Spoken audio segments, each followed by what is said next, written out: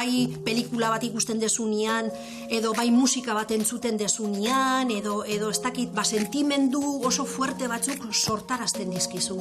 Azken finean ongizate bat ematen dizu, ondo sentitzen zea.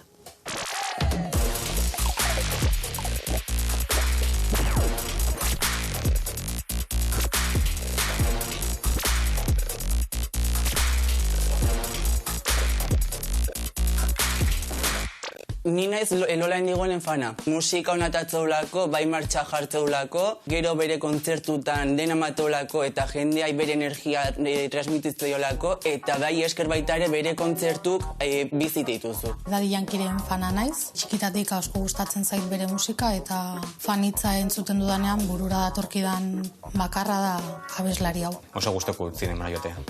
Nik uste errealitatetik ateratzen nauela. Beste mundu batetara eramaten nau eta horrek izugarri gozarazten nau. Neri asko gustatzen zait musikari bat, Dimash Kudaibergen izenekoa, Kazajistanekoa da, eta gehien gustatu zitzaidana izan zen bere ahots tartea. 8 oktabako tartea du, eta behin sare sozialetan ikusita txundituta utzi nindun. Ni Claudio Landaren fana naiz. Betianik ikusi izan diot hasieratik, ETV-ko hasieratik telebistan, eta iruditzen zait un showman. Nik deskribatuko nuke zerbait, komila tarte esango den normala ez dena, 29 urterekin, beak egiten duen, sortzen duen musika, crossover motatakoa da. Horrek esan nahi du, gaidala besteko pop, rap, opera, edo zein musika estiloa.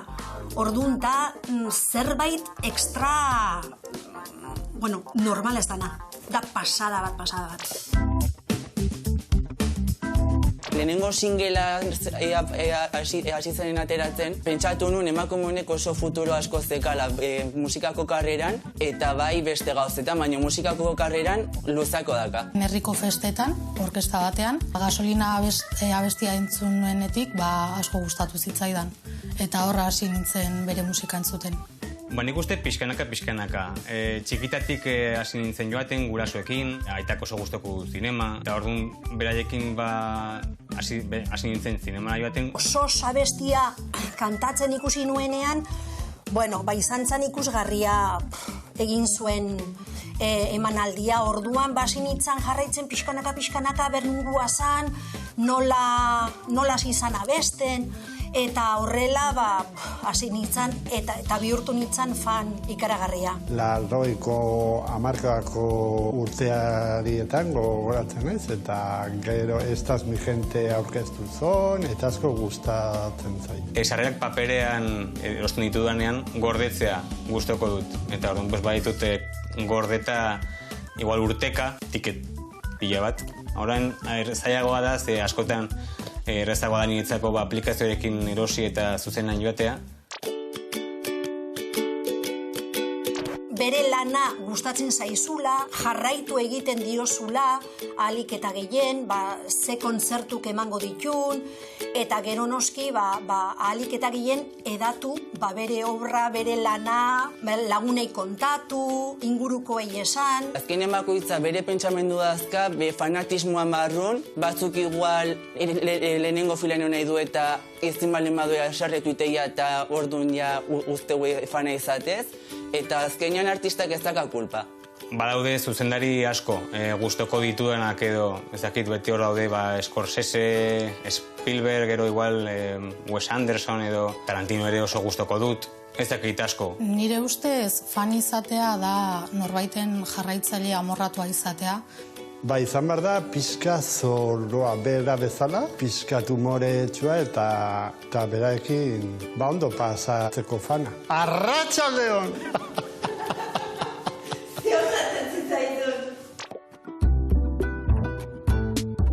Daddy Yankiren abesti guztiak entzuten ditut, abestiak ikasten ditut, buklean jartzen ditut bere abestiak, nire kasuan ezin izan dut bere kontzertuetara jun, baina ere fan konsideratzen naiz. Europako fans taldearen kidea naiz, bai. Esnatuta zeitun, pixkat egun aleitzeko bere musika jarri volumena altun, eta orduan pixkat martxan jartzeko ondo etortzea.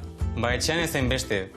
pereza gehiago ematen dit, hainbeste gauza ditut ondoan, mugikorra, liburuak edo azkenean ez dut pelikula bat osoa segituan ikusten inoiz, beraz nahiagut askoz gehiago zinemara jotea. Bere dendatik kamisetak erosi, sudaderak, eta ikuste balin bat bere argazkikin zoze balin badau, beti eskatu itet. Egia da ordainduko nituzkela diru kopuru dexentea bera ikusteko aurrez aurre edo bi pase batean, baina beste kontzertu batzuetan ikusi duan bezala jendea 5 egun egoten hor kalean euriarekin da guzti lehen hilaran egoteko, hori ez nuke inoiz egingo. Amazonetik itetena da, fundak eta hola personalizatu eta adibidez, goengoan funda hau gindet. Zugin duzu funda? Ez, Amazonen eskatu, baina argazkianik biali.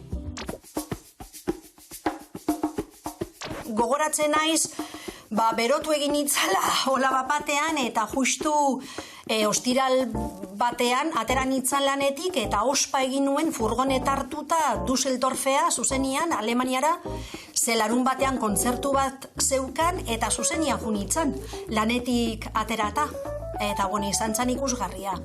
Kontzertua 3 ordua besten gelditu gabe eta enitzan da mutu.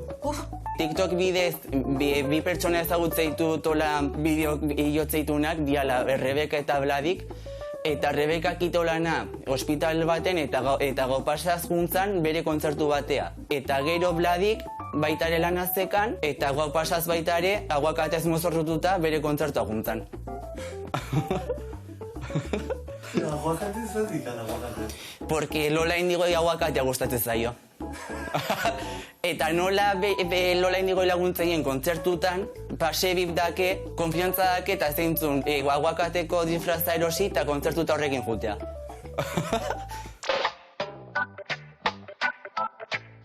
Ni oso errezen naiz jendea idolatratzen. Ez da gombinatuko nukeen gauza bat, baina ez dakit edozein aktore ez da estatu batuarra izan behar, hemen Euskal Herriko ere bai. Goenkaleko edo nor ikusiko banu kalean ja geratuko nintzateke. Norbaitak etzen badin bada pantaila handian edo txikien edo gustoko dena, beti badaukat hor erreferente moduan. Nik ez dut gustatzen bat zaizu pertsoina hori, berdin 20 urtekin edo 50 urtekin. Urte batzuetan, bera musika egiten jarraitzen ez badu, nire fanatismo hori jaitsiko dela. Baina uste dut ere beste zeo zerren fan egingo naizela, beti egongo delako zerbait gure barnean sentsazionak mugitzen ditunak. Urte batzuetan, beste musika mota bat, beste abeslari bat edo ezakit, aktore baten edo fana egingo naizela. Beire fana izaten jarretuko nitzake, porque beti, oain gustatu izan zait, eta oain arte ateratzen musika eta dena oso martxa hona daka, eta hola jarraitze bali mau, fana izaten jarretuko nuke naizta, igual musikan genero aldatu, baina nik ustet ez dula asko aldatuko, porque azkenen behai aldatzea da oso arrarua. Beha da, oi dantza eta dena, eta dantza kendu ezkio gatzea dena da. Bai, gaur egun bai, ez dakit asko datu behar da, baina ez nahiz inoiz fana izango futbolaz. Edo futbolari ez nahiz inoiz fanatikoa izango. Telebista gusten dunen, bai. Hor igual bai, baina momentuz nola ikusten dut telebistan dagoela, jarraituko ez fana izaten. Oso erreanago gaiarekin, jendeak asko jarraitzen du gehiegin. Baina oso normalizatua dago, bai dirudi beste fanatismoak edo arraroak direla horrekin konparatuta, hori oso esan dudan moduan normalizatu dago eta nik uste edo ez nuke nire burua horren barruan ikusi nahi. Ez naiz bat ere futbolzalea eta nik uste ez naizela inoiz izango horren fanatikoa. Adina ez dago. Gertatzen dena da bizitzan zehar, aldatu egiten gea, gure gustuak aldatu egiten dira. Naizta heldua izan edo gaztea izan, bakoitza daka izatea fana, nahi duen fikzio edo kasu honetan artista edo personaje baten fana baitare. Así que adinik ez dut uste da honik nire ustez.